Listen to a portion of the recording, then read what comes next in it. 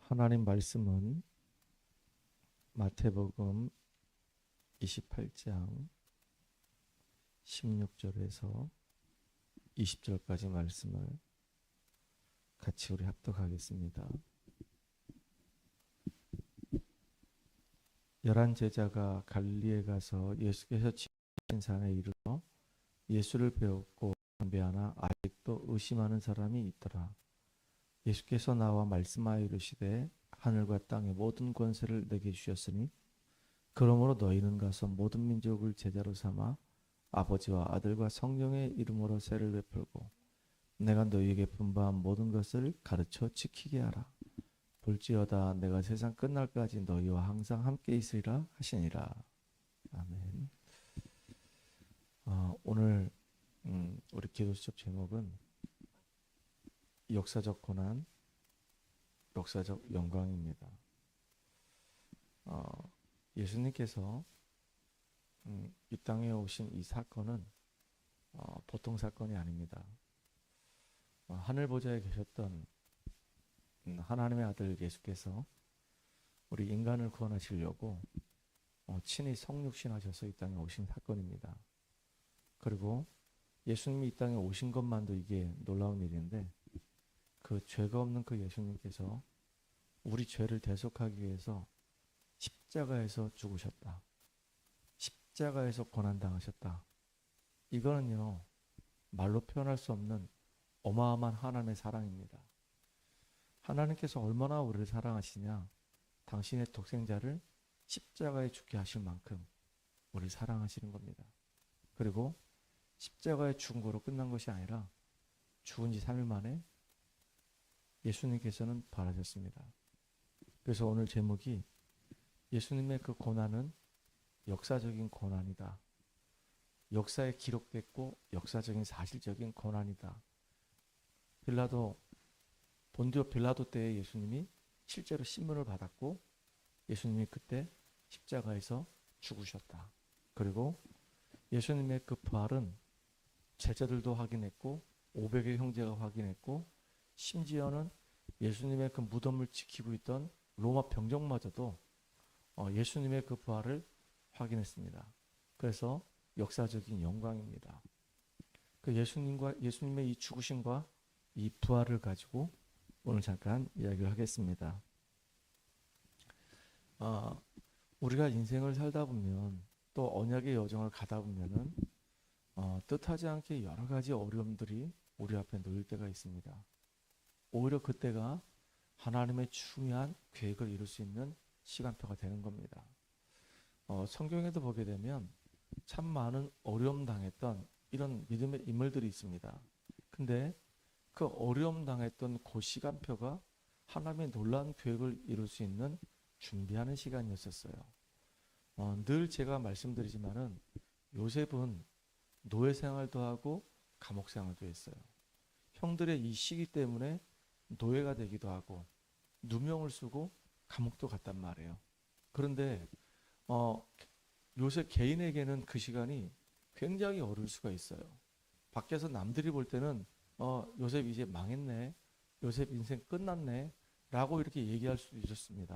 그런데 하나님께서는 요셉을 애굽의 노예로 또 누명을 쓰고 감옥으로 보낼 때는 이유가 있었어요.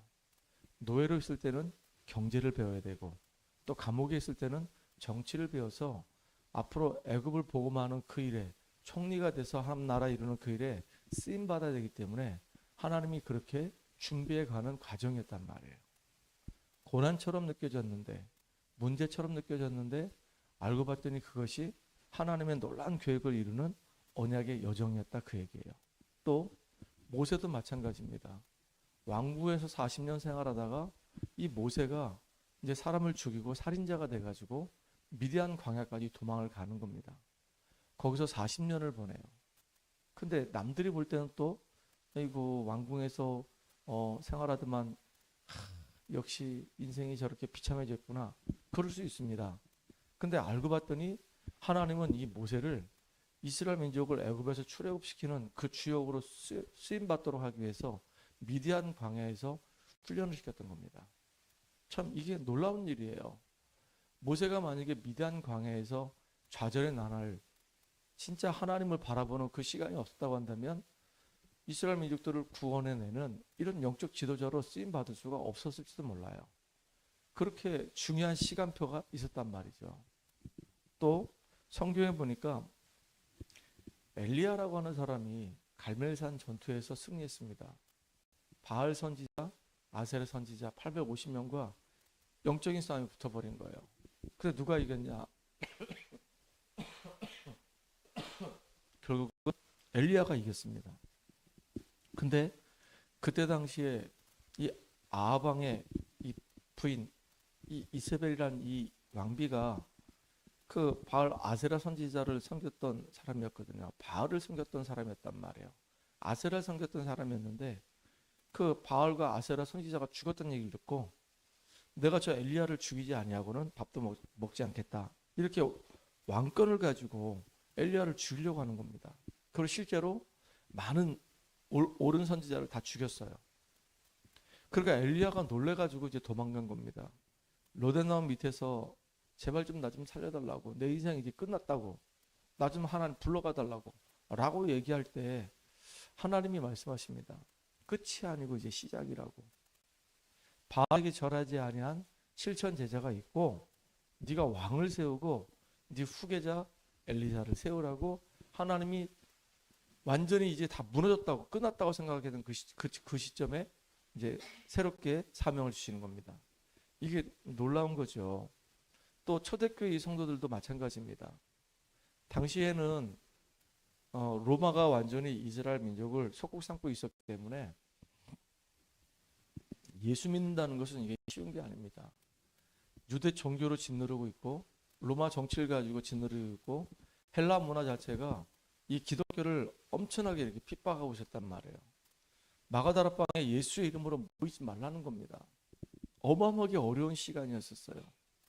그런데 하나님은 그 시간이 하나님 앞에 엎드려서 정말로 기도하는 시간이었고 전 성도가 딱 원네스 되는 시간이었고 복음으로 쫙 무장하는 시간이었고 그 어려운 시기를 통과하면서 결국은 237과 저 5천 정도 살려내는 놀라운 응답을 누리는 가장 중요한 시간표였다 그 얘기입니다. 그러니까 우리에게 어려움이 다가온다? 그 어려움은 사실은 어려움이 아니고 중요한 발판이고 하나님의 놀라운 계획을 이룰 수 있는 축복의 시간이라 그 얘기입니다. 자, 오늘 예수님의 이 고난, 예수님의 이 영광, 부활은 역사적인 사실이라는 얘기입니다. 1번, 부활의 역사적인 증거. 본디오 빌라도가 총독으로 있을 때 그리스도께서 성경대로 죽으시고 성경대로 살아나셨습니다. 그럼 어떻게 이걸 알 수 있냐? 그 우리나라도 보면 그 조선 왕조 실록을 보게 되면 왕들에 대해서 쭉 기록을 했죠. 벌써 몇천 년 전 이야기 아닙니까? 그 고려 시대 이야기도, 그 다음에 이제 백제 이야기도, 신라 이야기도, 그 다음 통일 삼국 시대 이야기도 어떻게 우리가 알 수 있겠습니까? 그 모든 이야기들이 다 기록이 된 겁니다.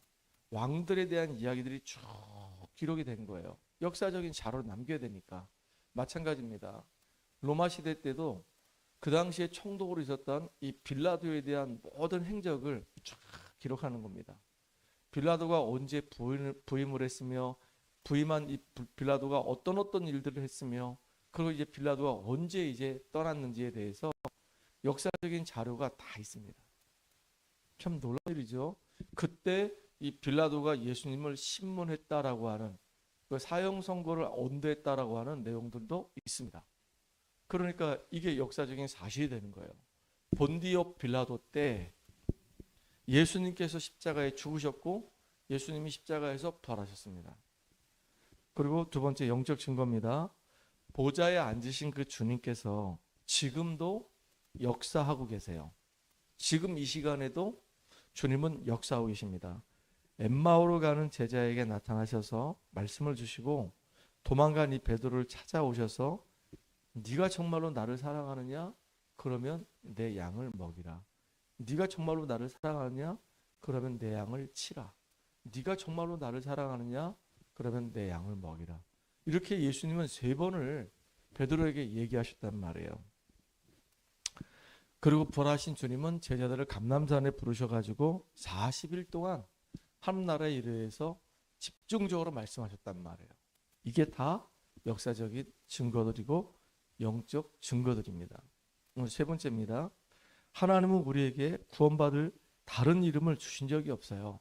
사도행전 4장 12절에 보니까 성령 충만해서 복음을 전했던 이 베드로, 안진뱅이를 일으키게 되고 안진뱅이 일으키는 그 사건 때문에 예루살렘 전체에서 5천 명이 예수 믿는 그런 놀라운 기적의 역사가 일어났던 그 주역 베드로.